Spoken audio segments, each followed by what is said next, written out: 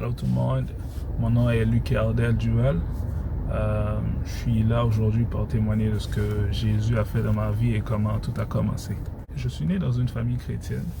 Quand j'étais petit, mes parents étaient chrétiens et on allait à l'église de temps en temps. On n'y allait pas souvent, mais on y allait quand même. Donc j'ai eu une base chrétienne, on va dire. Mais arrivé en 2010, je suis allé au Canada pour l'université et puis là j'ai commencé à de moins en moins fréquenter l'église parce que je n'étais pas obligé, il n'y avait personne pour me forcer. J'y allais quand même, mais il n'y avait pas vraiment une relation avec Dieu. En 2016, fin 2016, c'est là que je vais rétablir ma relation avec Dieu telle qu'elle est actuellement. Comment ça a commencé? C'est que en juin 2016, c'est là que j'ai commencé ma relation avec ma copine, qui est ma fiancée actuellement. Là, c'était une relation à distance. Moi, j'étais à Sherbrooke et elle était à Hamilton, en Ontario. En novembre 2016, vu qu'on était en relation à distance, et puis elle a eu l'idée, elle s'est dit, oh, pourquoi on ne lit pas la Bible ensemble? Parce que elle n'avait pas l'habitude de lire beaucoup la Bible, et puis là où elle habitait, elle louait une chambre chez quelqu'un, et puis la personne était chrétienne, la propriétaire était chrétienne, et souvent elle lui parlait de Dieu. Je pense qu'elles étaient même allées à l'église ensemble, mais des fois quand sa propriétaire lui parlait de certaines choses dans la Bible, elle ne savait pas de quoi elle parlait. Donc elle ne connaissait pas vraiment la Bible, elle n'avait jamais vraiment lu la Bible, donc c'est sûr qu'elle ne savait pas beaucoup de choses. Alors elle m'a dit, pourquoi on ne lit pas la Bible ensemble? Puis il faut dire qu'à l'époque, moi, je n'allais plus à l'église. Et même dans cette année 2016, je suis allé à l'église 3 fois auparavant. J'étais allé une première fois au mois de mars, je pense. C'est parce que là, j'étais allé à Boston et puis j'étais allé visiter ma tante. Puis c'était le week-end de Pâques. Puis elle voulait que j'aille, je suis allé. La deuxième fois, c'est que j'étais allé visiter ma copine en Ontario, ma fiancée en Ontario, on peut dire. Et puis là, vu qu'elle allait à l'église, mais je suis allé quand même. Je suis allé à cause d'elle. Puis une autre fois, c'était vers la fin octobre.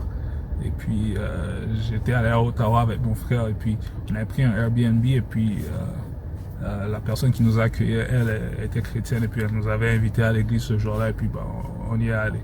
Donc là, c'est ces 3 fois-là que je suis allé à l'église pour l'année 2016. Ou du moins avant ma conversion. En novembre 2016, environ une semaine après mon anniversaire, et puis c'est là que, comme je vous ai mentionné, que ma copine a dit, oh, pourquoi on ne lit pas la Bible ensemble? Et puis là, on a commencé à lire la Bible. On lisait la Bible tous les soirs. On a commencé à lire la Bible tous les soirs, et puis environ une ou 2 semaines après, on a commencé à lire la Bible tous les soirs et tous les matins. Maintenant, il faut dire qu'à ce moment-là, je ne travaillais pas. J'avais fini ma maîtrise à l'université, puis je cherchais un emploi. Donc, je ne travaillais pas, et puis ce qui tombait bien parce que j'avais du temps. Qu'est-ce qui est arrivé, c'est que à chaque fois qu'on lisait la Bible le soir, moi, je ne dormais pas. On lisait la Bible au téléphone, et puis moi, je ne dormais pas. J'écoutais des sermons sur YouTube. J'écoutais des messages, des prédications sur YouTube. Donc, à l'époque, c'était pas quelque chose que je faisais auparavant.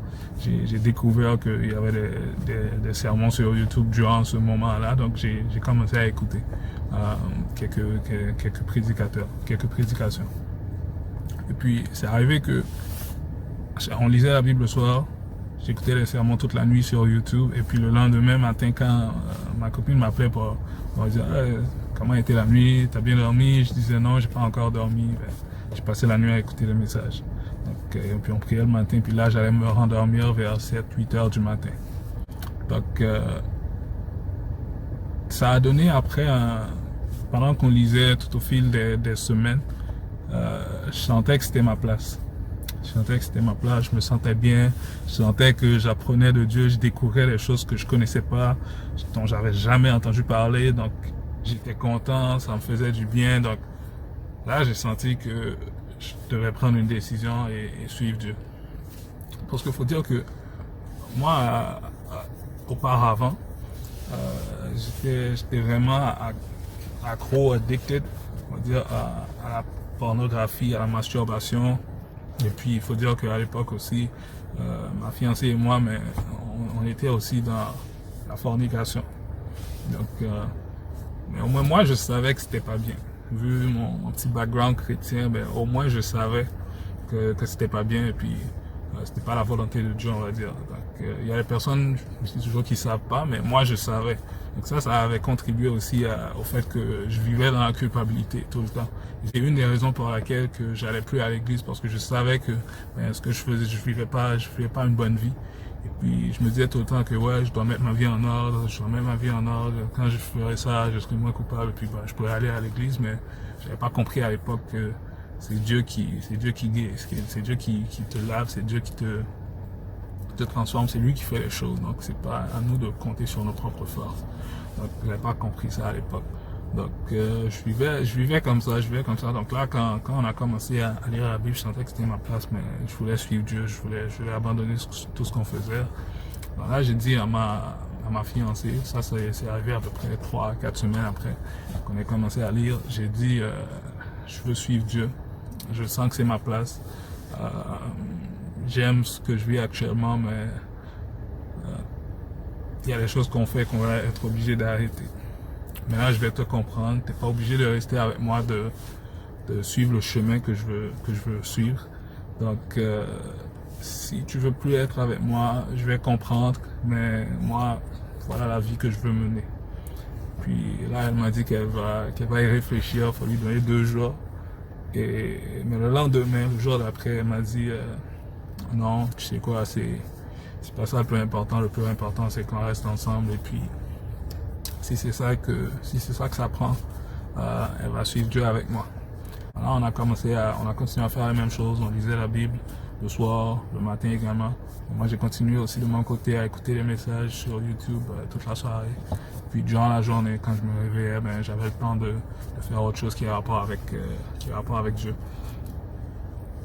Et là, on arrive au 17 décembre 2016. Ça faisait à peu près 1 mois et demi qu'on avait cette routine. Et ce qui est arrivé, c'est que ce soir-là, ce soir du 17 décembre 2016, comme d'habitude, on a fini de prier ensemble, et puis elle est au téléphone, et puis elle est allée dormir. Puis moi, je suis passé la nuit à écouter les messages. Donc j'avais écouté 2 messages à ce moment durant la soirée, et puis là j'avais faim, je suis allé à la cuisine pour me préparer quelque chose à manger. Et là, je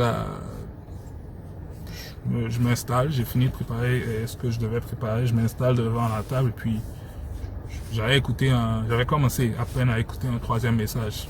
C'était à peu près 1 ou 2 minutes que j'avais écouté, donc c'était juste l'introduction, il n'y avait rien de spécial. Et puis là, je sens que je dois aller dans ma chambre. Et puis, je vais dans ma chambre, je n'ai même pas le temps de manger, je vais dans ma chambre et puis là, je suis assis sur mon lit et puis je commence à penser à tout ce qui est arrivé depuis le début, là, depuis qu'on a commencé à lire, et puis je commençais à réfléchir à tout ce qui s'est passé, et puis c'est comme s'il y avait un sentiment qui naissait en moi, et puis je réalisais que j'aimais Dieu.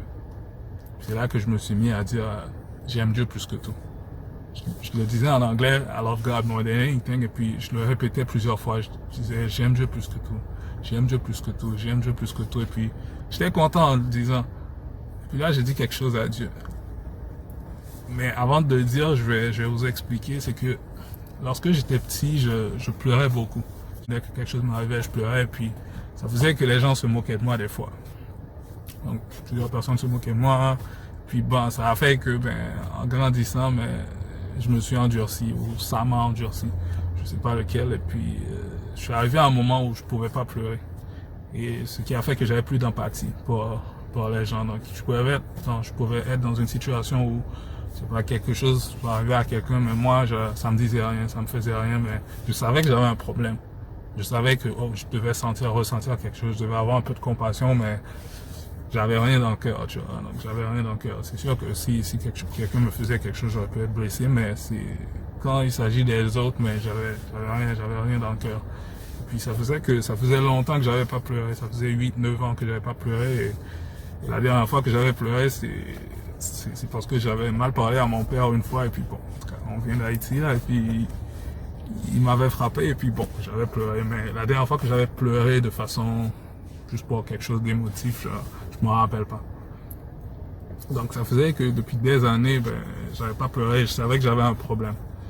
Et puis, durant cette nuit-là, pendant que je répétais à Dieu que je l'aimais plus que tout, j'aime Dieu plus que tout, j'aime Dieu plus que tout, et puis j'ai dit à Dieu, je devrais pleurer durant ce moment-là, mais je peux pas. Aide-moi à pleurer. Et quand j'ai dit ça, il y a une larme qui a coulé d'un œil. Et puis là, après des années, c'était une belle émotion. Ça a fait du bien. Et puis là, j'étais sur mon lit, mais je me suis mis par terre. Je me suis assis par terre. Et puis là, j'ai commencé à rire. Et puis là, j'ai commencé à pleurer pour de vrai, des deux yeux. J'ai commencé à pleurer, j'étais content, je pleurais, j'étais content. Je criais, je pleurais, je criais, je pleurais. Et depuis ce jour, Dieu m'a touché. Là, je réalise que c'était son amour que ce jour-là que je ressentais. Malgré que je lui disais que j'aimais plus que tout, mais c'est son amour qui me touchait. Maintenant, je comprends maintenant, mais à partir de ce jour, Dieu m'a guéri, Dieu m'a restauré dans mes émotions, m'a guéri des blessures passées également. Et c'est ça là, donc ça fait du bien. Dieu restaure, Dieu répare les cœurs. Et je vous invite, si vous étiez comme moi, à faire ce pas de foi et à accepter Jésus dans votre vie, dans votre cœur. Si comme moi, auparavant, vous pensiez qu'il fallait que vous mettiez votre vie en ordre avant de vous approcher de Dieu, il fallait que vous fassiez telle et telle chose, vous arrêtiez de faire telle et telle chose avant de pouvoir venir vers Jésus, ben non, ça prend juste un cœur sincère, un cœur qui dit qu'il a besoin d'aide, et puis invitez Jésus dans votre cœur. C'est qu'il y en a d'autres qui disent des fois, je ne veux pas encore me faire baptiser parce que il faut que je sois clean, je sois parfait, et que je sois sûr. Mais non, ça prend pas ça, ça prend juste un pas. C'est le début, c'est juste croire en Dieu et puis accepter que vous n'êtes pas parfait, que seul Jésus peut vous aider, et puis il va le faire, il va faire plus que ce que même vous pensiez. Et ce sera merveilleux. Donc, si vous l'avez jamais fait, je vous invite à inviter Jésus dans votre cœur, à faire une petite prière, à dire: Jésus, merci de ce que tu veux venir dans ma vie. Merci de ce que tu es venu sur la terre. Tu es venu mourir à ma place à la croix. Tu es mort pour moi, tu es mort pour mes péchés. Tu es mort pour que je sois pardonné, mais également, Seigneur, pour que je sois restauré. Je t'accepte dans ma vie, je t'accepte dans mon cœur. Prends le contrôle de tout. Merci pour tout, Seigneur Jésus. Amen. Ça prend juste ça c'est le début, et puis après, ça va être merveilleux. Il faut juste être à l'écoute, et puis faites-lui confiance, faites confiance à Jésus, et puis il s'assurera de faire le reste. Ça peut prendre du temps pour certaines blessures, pour certaines choses, ça peut prendre plus de temps que d'autres. Il y a des choses qui vont être instantanées, mais il y en a d'autres qui vont peut-être prendre du temps. Mais il faut juste être à l'écoute, de marcher avec lui, et ça va bien aller, ça va être merveilleux. C'est ça mon témoignage, c'est ça mon histoire, mes débuts. Je vous dis merci d'avoir écouté.